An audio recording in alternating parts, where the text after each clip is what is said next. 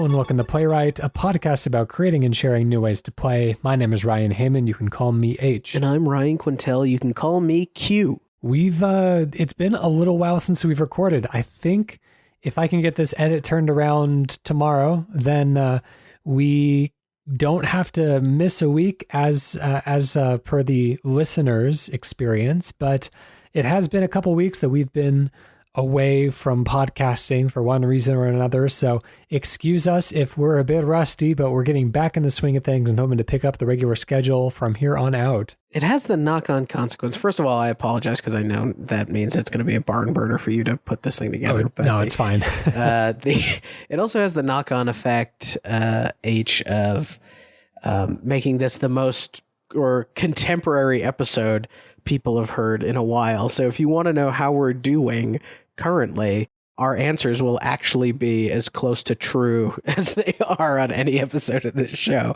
No delay in what you're getting. That's right. We're not going to be talking about the Nintendo partner mini direct this time around. We're a bit more up to date now. We have seen the Gamescom opening night live at this point. Trying to think of anything more contemporaneous that's happened. It was announced today. Yeah, this is pretty contemporaneous. It was announced today that we're getting an Xbox showcase at TGS on September 24th. Cool. So those of us who have been waiting for some Xbox news, like, I don't know, price and the consoles coming out, or the fact that like 100 things now print Xbox Series S on them. I'd sure like to hear a couple more details before I saw Sony is just like letting you sign up to get the privilege to pre-order eventually, still without saying what the price is, which is we've gone off the rails this time, haven't we?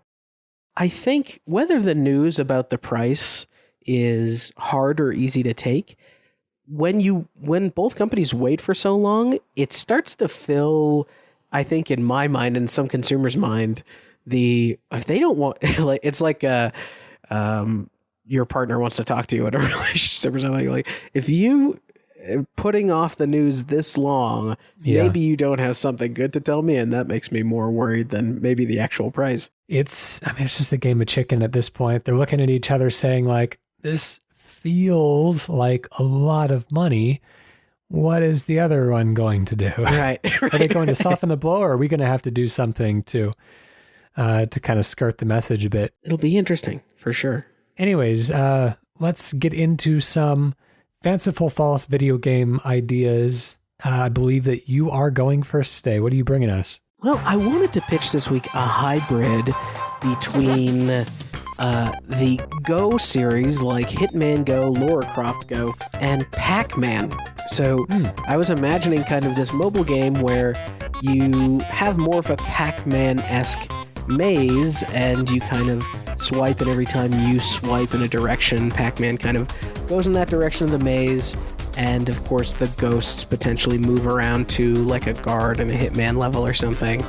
But you incorporate some elements of maybe there's a high score, so you want to eat as many pellets as you can get a hold of, so that kind of makes you need to go back and loop around and revisit spots on this maze, or even get power pellets so you can temporarily eat the ghosts.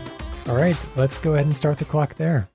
So I think if we think about the transition that would have to be made from a typical Pac-Man style game into this kind of Go type of experience, which, Pac-Man in recent years, and I guess probably ever since the early 2000s, I mean, probably earlier than that as well, but most notably, more recently, has been kind of subject of a number of reinterpretations lately in really fantastic ways. I love the Pac-Man Championship Edition series. Yeah. I love Pac-Man, was it 256? With kind of the phone game that has it kind of turns Pac-Man into like an endless runner type of game. Yeah. The makers of Crossy Road did that one, right? Yeah, right. And then, of course, back on the GameCube, we got that multiplayer Pac-Man game where other players can play as ghosts trying to hunt down the Pac-Man. But I think the biggest transformation that you're kind of talking about here is making Pac-Man turn-based in a way, which I think is interesting. Yeah, one of the things that I encourage people while they kind of listen to this, maybe go watch a Hitman or Lara Croft Go gameplay, because I was watching this in the lead up to our conversation, but it is very, it is almost a Pac-Man maze already. And so, of course, it is in 3D and all this stuff, and I do like the idea of maybe even flattening it down to 2D, although that might be a little less visually interesting. I do like the idea of maybe bringing in some more Pac-Man-esque movements to things, and that being something like maybe on certain paths there's no like stopping dot or stopping point, and so Pac-Man keeps traveling along the path, but every time he crosses thresholds, like the ghosts get to move, but he's only moving in a straight line, or maybe there's ways to score like 2 moves at once, so Pac-Man can round a corner or something in one move. That kind of way that when you're playing in an arcade, when you see Pac-Man approaching a turn, you might start holding that direction moments before that turn happens to sort of force Pac-Man down a particular path. And I'm wondering if there's ways to bring those sorts of anticipatory movement mechanics to this kind of turn-based Pac-Man experience. I think obviously we aren't the first to say this, but it's one of the like really interesting kind of trivia facts about Pac-Man is that each of the 4 ghosts have their own separate kind of AI patterns, the way that they try to chase Pac-Man down. One of them just kind of pursues Pac-Man in the kind of most direct route through the maze that the ghost can take to get to back behind Pac-Man. There's one that that follows kind of a similar route, but towards a point that is like a few inches in front of Pac-Man instead of behind him. And so, the route will vary because they're chasing after different points at the same time. And then there's another one that runs away from Pac-Man, actively seeks to avoid Pac-Man, but just due to the nature of the maze, ends up getting in the way multiple times anyways. And then one that just moves completely randomly. And so, this could be a great way to learn, like on a very kind of approachable turn-based way, learn these patterns and really kind of master them. That might translate into the full speed game really nicely. But, this could be done in I want to say like a Donnie Darko kind of way where there's a little trail that extends in front of the ghosts in their various colors. They kind of show where they are going. There's a mechanic like that in Pac-Man Championship Edition 2. When you eat the power pellet, you're on the hunt. It doesn't show you exactly where the ghosts are going, but it shows you kind of a pathway that they're constrained to stay within. And you can try to intercept that pathway, and then they'll try to avoid you, but they have to stay on their path. And so you can try to, cut them off that way. But, I think it would be interesting to show kind of a vector of where they're heading so that you can kind of view this as like a real turn-based strategy board game in a way. Yeah, I think that's cool. I mean, especially if you start incorporating in kind of spots on this little map that make fruit appear, right? And you give yourself like little challenge goals to like go out of your way, put yourself in danger, just like Pac-Man would have to in order to pick up your bunch of bananas or whatever. And maybe there's even, you have mechanics where there are sort of one side of the map to the other side of the map portals, so you can quickly move around levels. And I like the idea of, I don't know if the Go series did this. I don't think it did, but rate Pac-Man or rate you based on how few swipes it took you to clear all the dots on the map. Yeah, I've never seen that before, but that's an interesting way to go about it. I know in the Championship Edition series, there's, instead of filling kind of every possible spot in the labyrinth with dots that you're clearing out, it kind of just fills like one pathway at a time. And so you really, there really is like one route through the level. It's just kind of a matter of mastering the kind of the precise inputs that are required to to get you to follow that pathway. But then again, like it teaches you the best patterns to look out for when you are playing an actual Pac-Man maze, and those skills do kind of transfer upwards. I also wonder, I know that the Go games they're all these little board game sized things. And so, the level of complication in one of these maps maybe doesn't go too far beyond, I don't know, even a 10 by 10 grid of dots, even though there are sort of obstacles and complications along the way.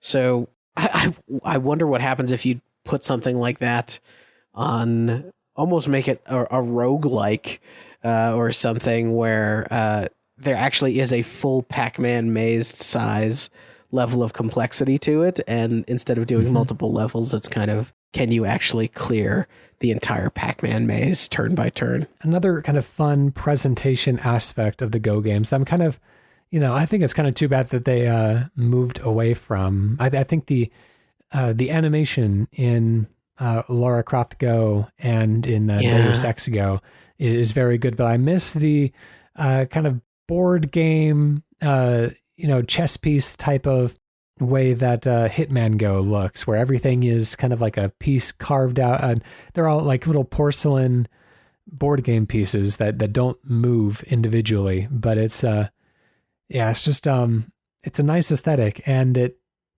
maybe the Pac-Man likeness is too simple to translate to something like that really well, but I don't know. I would like the at least the supposition that this is something that you could theoretically, create in real life and play like an actual board game. Yeah, I mean, I love the idea of not even anthropomorphize, but rather skeuomorphize Pac-Man and the ghosts as like, I'm almost thinking of the shiny plasticky pieces you might see in a game of like Sorry or something like that, and having them play out. And gosh, that makes me think that like Monopoly Go would actually be an interesting kind of take on things. How fast can you purchase property and build an empire and turn by turn? But I guess Monopoly's already turn based, but I like the idea of taking the Pac-Man aesthetic, adding some physicality to it, and actually getting in. Like, I know some of the Pac-Man games have attempted to make Pac-Man into 3D, and that 256 also had an attempt, but it was also isometric. And so I'm wondering if you don't take that Pac-Man and make it like a true rotatable kind of level that you can actually feel like you can zoom in and see maybe little details we've never been able to see before in Pac-Man's world. Maybe it's a little Tron world in there or something. Yeah, I think that wraps up the amount of time that we have on that one. So let's bring that one to a close. But yeah, before we close it out, let's give it a name. Like, is Pac-Man Go just what we want to call it? I mean, I guess we could. Easy. Yeah, why not? I like Pac-Man Go. I like, yeah. Sure, we've resurrected the Go series. What a legacy on this show. You're welcome, Internet. That's right. A reminder, everyone, with the election coming up, to Pac-Man Go to the polls. Oh, that's right. Or you will be hit, man. Or we will indeed send Agent 47 after you. No kidding. All right, let's go on to my pitch. Today, I am putting forward, have you ever played the phone game called Zenbound? Love Zenbound. Yeah, that's one of the really early ones. It's kind of lost prominence, and I don't even know if you can get the first Zenbound anymore. It might just be the sequel on phones these days, but I think you're right. Yeah, I remember it being the first time. It was one of the first like marquee games for the iPad as well. Yeah. Saying like, look at Zenbound on this big 10-inch screen. Yeah, it's a lovely game. Super interesting concept that I'm kind of surprised I don't really see anywhere anymore. It's too bad, but yeah. Cool concept. What I want to do with it is kind of a similar type of thing, but you play like a little vehicle that's kind of driving or flying around the surface of, kind of complex objects, basically trying to tie it up. So I don't know if we are painting things in the way that Zenbound does, or whether we are trying to, tie up like a human, kind of like a Gulliver's Travels type of thing. But I guess it's up to us to figure out. So we're going to start the clock there. I like this idea. One of the things I think is cool about it is where my mind goes is it almost like harkens to Splatoon or Splatoon, where you're painting around these levels, but if you zoom way in, because Zenbound you're kind of seeing the whole object, and you zoom way in and set it in like a Mario Kart-esque type of cart or vehicle. Wasn't there was recently a racing game where like you're sort of painting trails behind you, right? And you want your teammates to follow in those trails? Yeah, there was a game called, was it just called Trailblazer? Let me look this up. I know that was also, could very well be. Anyways, if it isn't Trailblazers, I apologize. I know there's also a game called Trail Makers, which is more like a modern indie spin on the Lego Racing and Banjo-Kazooie Nuts and Bolts legacy.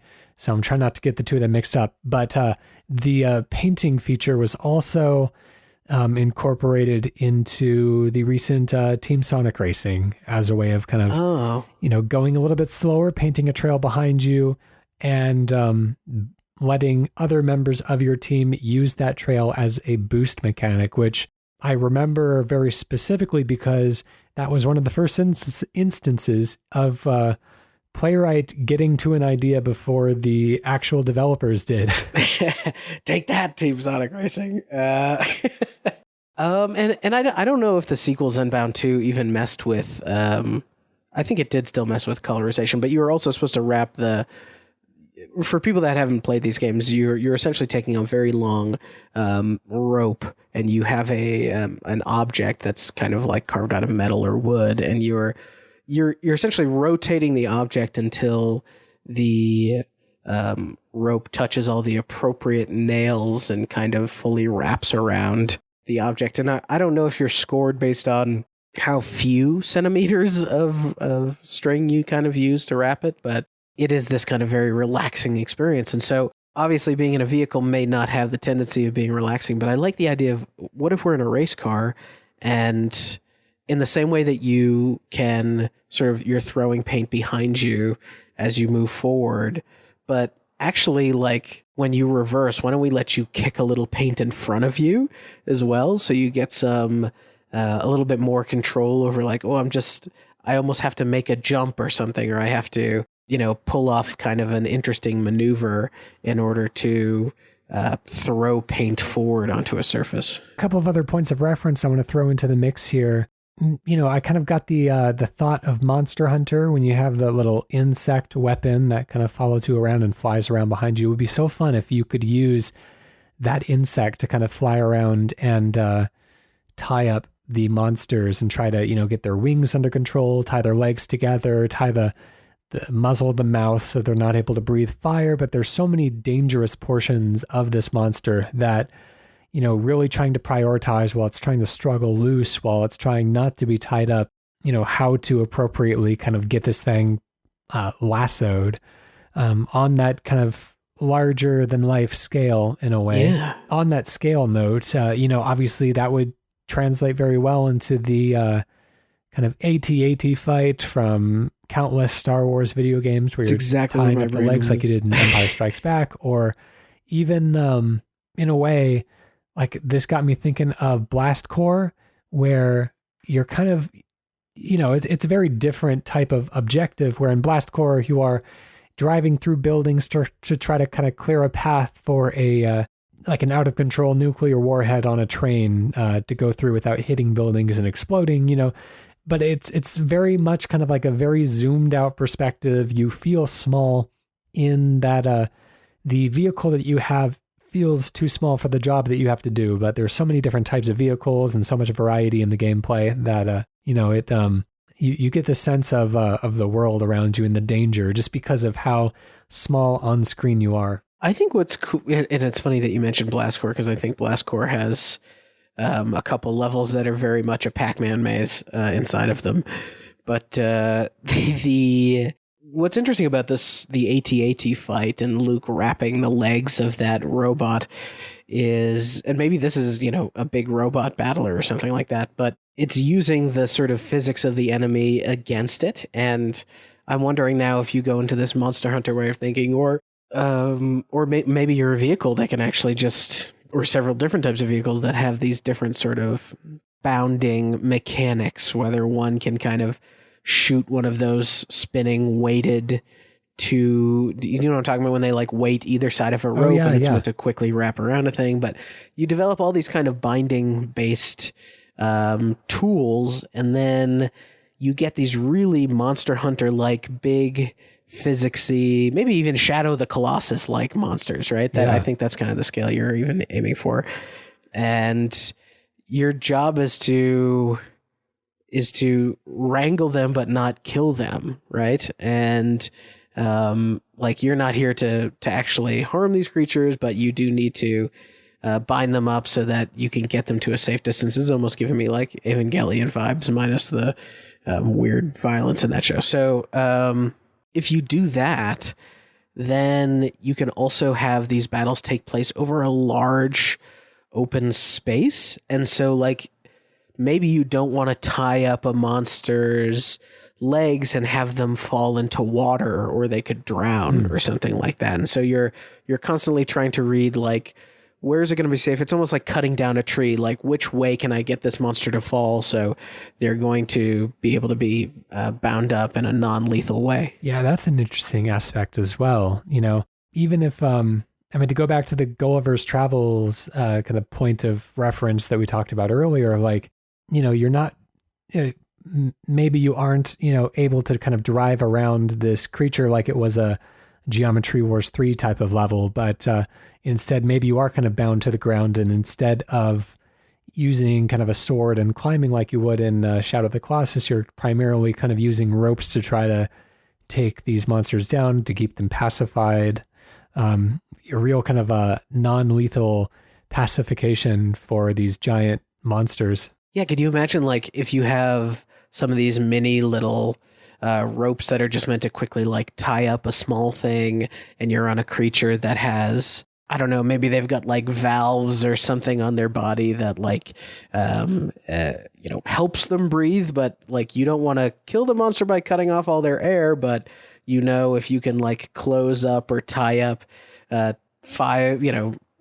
half of these things, that you're going to slow the monster way down because it's going to have diminished breathing capacity, and that's going to buy you time to do the next thing. Or, you know, if you're able to do one thing, a smaller thing, and accomplish that, then you can do that. And I don't know, I don't think Shadow of the Colossus, I haven't played it, shame on me, but I do like the idea of maybe a monster battle being epic enough that you might find yourself saving, like returning to the battle almost at another time of like, yeah, I'm in the middle of this boss fight, man. It is it's like a 2-hour boss fight, like the Gran Turismo endurance race or something. It'd be interesting having to kind of find ways to distract the monster or to keep it tied down so that you can set up camp and sleep through the night.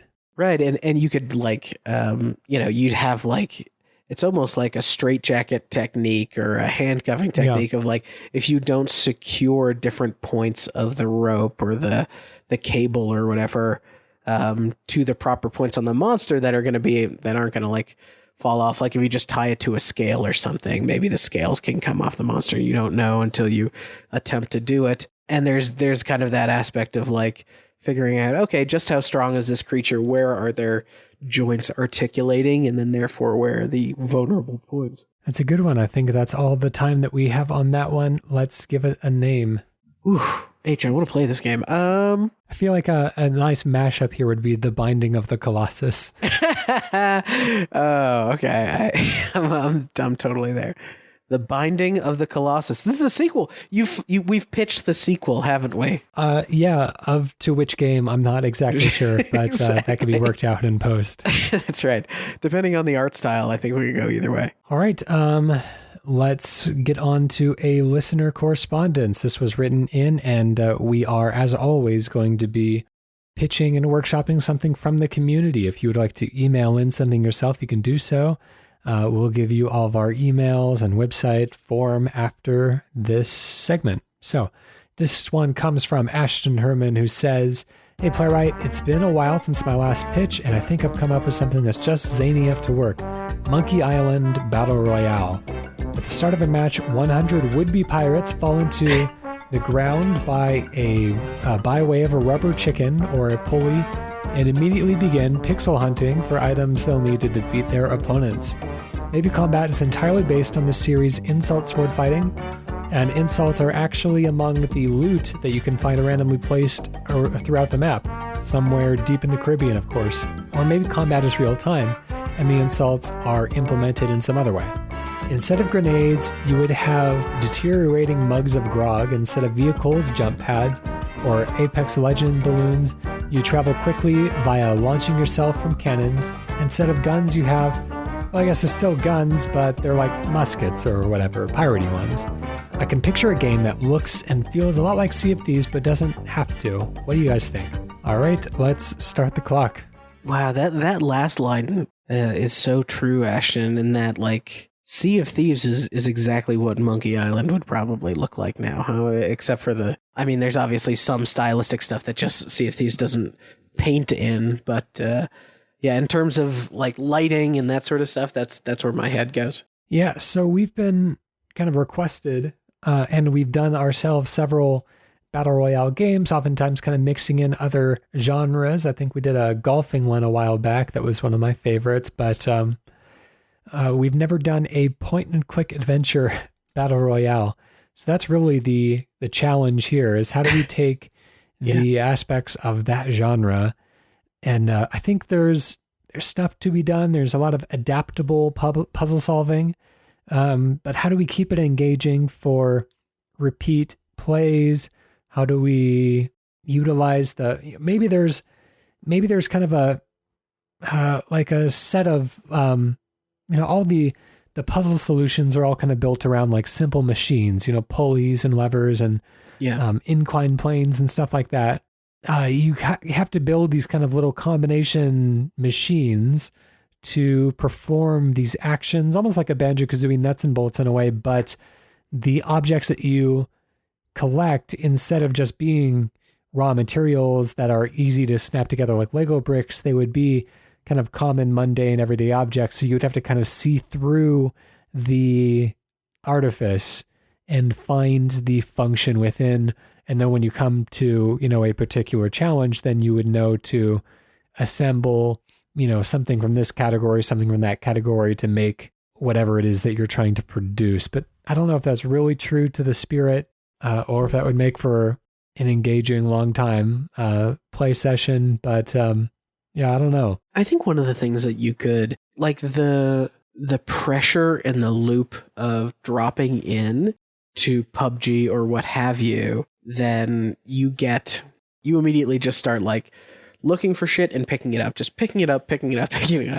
And so I think you would have to basically it's like, what if an adventure game were really, a maximum of 30 minutes long? So while you could make the world maybe closer to Monkey Island size, I think the thing that you'd want to do is place, several of the same objects essentially, and make the puzzle solutions a little quicker / more obvious of like, okay, well, this house had 3 keys in it, so I'm just going to go around like using keys and getting into other places or that sort of stuff. And so now you create that like loot urgency immediately upon drop and know that items are very usable in multiple scenarios. I think that would help. And then I think the thing that I'll add to this is that I think when like Monkey Island, many adventure games, they've got a real sense of place, right? So I do think you could design it such that people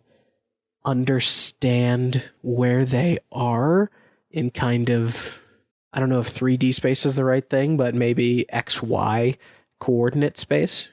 Thinking about this a little bit more, it wouldn't be entirely dissimilar from like a Battle Royale, Breath of the Wild type of game.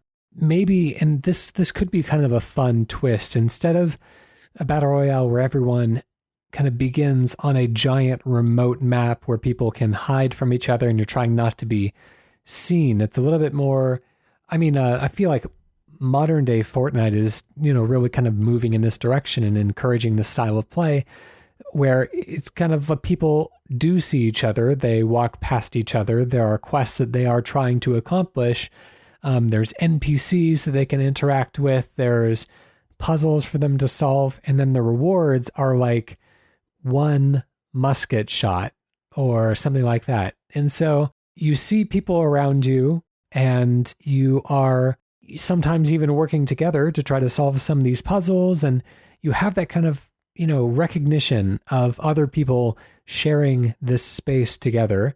But there's this kind of invisible risk that they could have a musket shot and they could be ready to jump you and to take all your resources. And, maybe the resources kind of explode from you when you get shot. And so, they want to do it somewhere that's kind of remote. So they're trying to kind of lure you away from other pirates that could, want the treasure themselves. But it's a real kind of a tense battle royale, which honestly, this right now in 2020 is not the appropriate time to launch a game like that. You don't know who has a gun and it might shoot you. Like, yeah. I feel like that rings a little bit too true these days, but purely on a mechanical level, I could see it being an interesting multiplayer experience. Well, and I think think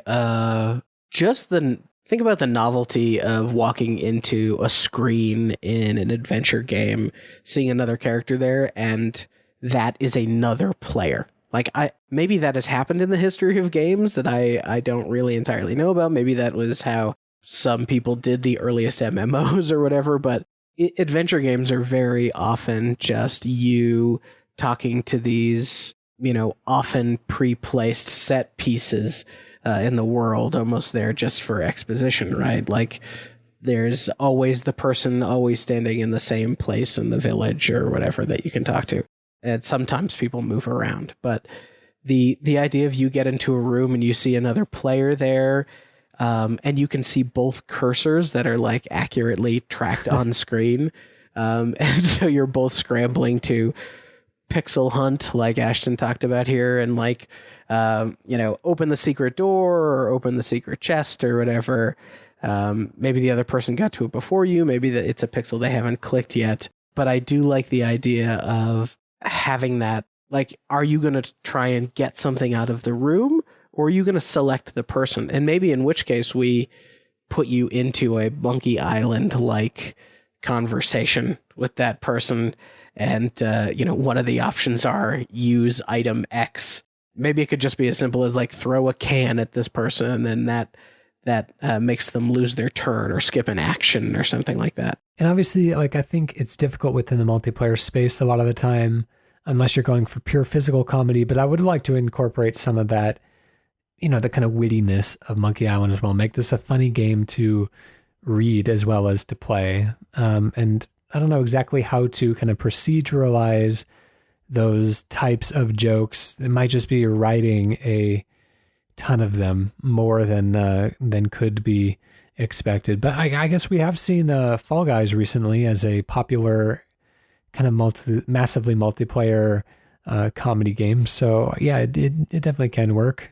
Yeah, I do like the idea too of kind of, maybe there's some way to disguise that you're a player, and there's that sort of standoff moment where you're talking with someone and you're not sure if they're an NPC or if they're a player, if they're just pretending to be friendly. And so you give players like pre-written dialogue that they can select as a response instead of an action, and allow you to just like, oh, okay, well, I just talked to this person. They seem like an NPC or whatever, so I'm just going to leave. But I suspect that's a person, and then they leave the house right after you and shoot you in the back or something. I think there's a certain kind of fun to think that everyone around you is also kind of scrambling in the same way that you are. It's kind of like in World of Warcraft, like I feel like part of the energy is just seeing everyone else move like humans. And so I don't mind there being NPC quest givers, just as ways of kind of grounding the story. But, I think the funny thing about Monkey Island is that, Guybrush is going on an adventure in a world that is otherwise fairly static. And he's the one that's kind of like hopping around from place to place in a town in which everyone else is just kind of like has lazily given up on their own lives. there could be fun in exploring what that would look like if he wasn't the only adventurer, if there were others that were kind of competing for the spot of mighty pirate that he's trying to represent. Yeah. We are coming up on time, so let's go ahead and close that down, and let's find a way to name this one. So past Monkey Island games have been all followed a fairly similar format of being usually the blank of Monkey Island. So we've had The Secret of Monkey Island, Escape from Monkey Island, Monkey Island 2 LeChuck's Revenge is kind of a different thing, but there was the The Curse of Monkey Island and Tales of Monkey Island. So what would kind of fit into that format? Battle for Monkey Island, maybe? Yeah, which actually has a little bit of Battle for the Planet of the Apes vibe to it. Battle for the Planet of the Island. I think Battle for Monkey Island is pretty good because it even has the word island in it. Very good. Thank you very much, Ashton Hermann, for sending that one in. This whole episode, we've really crushed the sequels, huh? We've got a Monkey Island sequel. We've got a potentially Shadow of the Colossus or Binding of Isaac sequel. We got a Pac-Man sequel. This is the sequel show, baby. That's how you can tell we are truly out of ideas. Thank you very much, Ashton, for sending that one in. You can send in an original idea of your own that we will workshop together here on Playwright.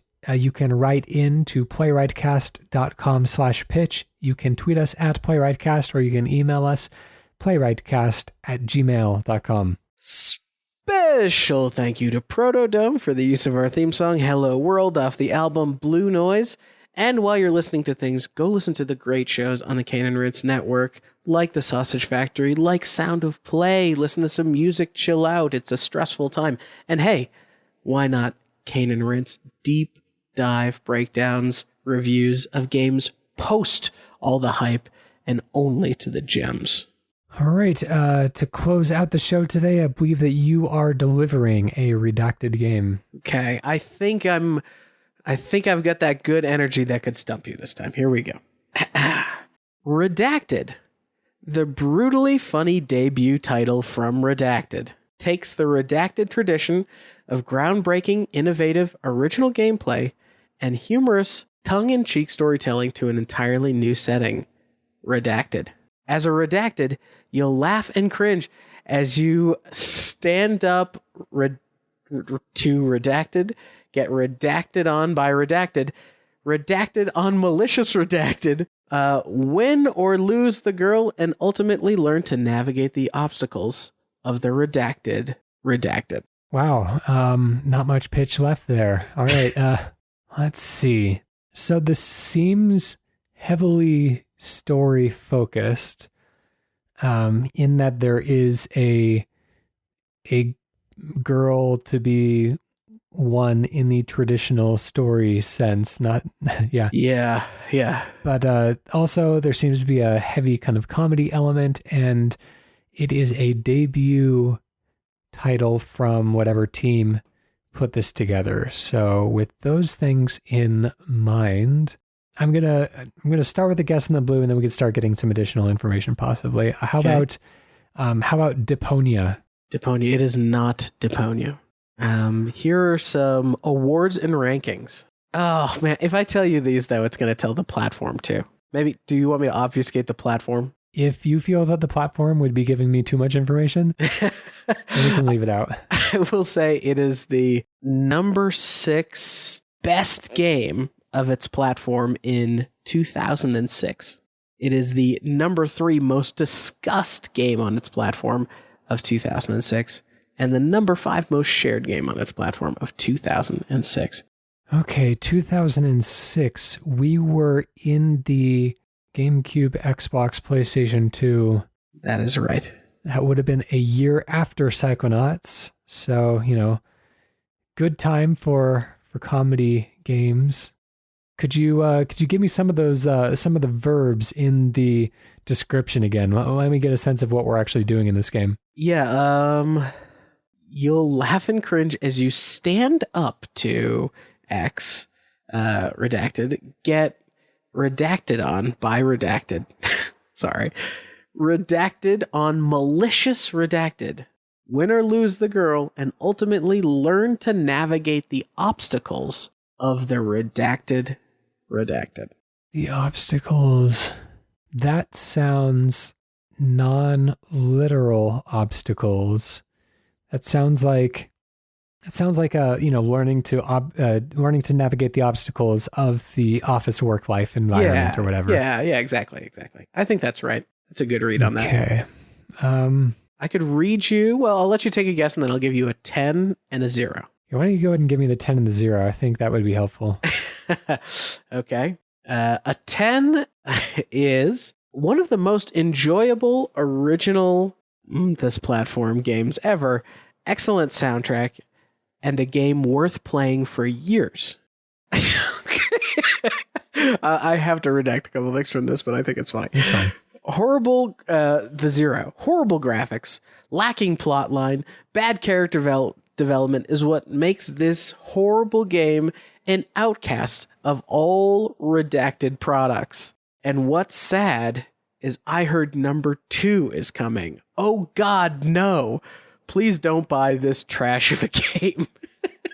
Oh, geez. So something that maybe they've rumored a sequel, or a sequel has been released even. So I feel like during the course of those reviews, I was led down a couple of routes that ended up not bearing fruit. Okay. I was thinking of like, man, this could be like Mother 3 because you seem really cagey about the platform.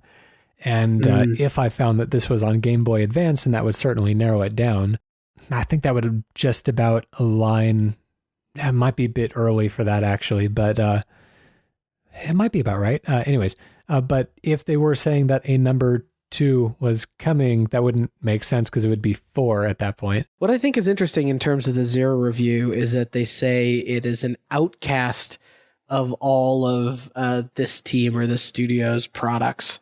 So I think that's interesting. And the excellent soundtrack is kind of an interesting thing from the 10. So was it the studio's debut title or just kind of like the debut title of like one particular team within the studio or one particular visionary? You know how that kind of goes sometimes where you'll have like a Tim Schafer game under the Double Fine umbrella. A Yoko Taro debut. It is, right. I will tell you, it is a one team or branch of a larger entity. Okay.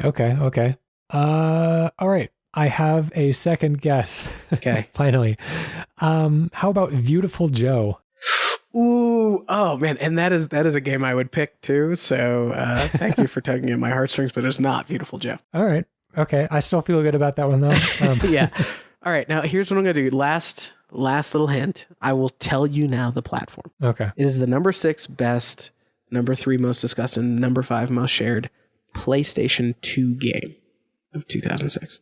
All right. I don't know how much that really helps. I think Beautiful Joe is not that lauded.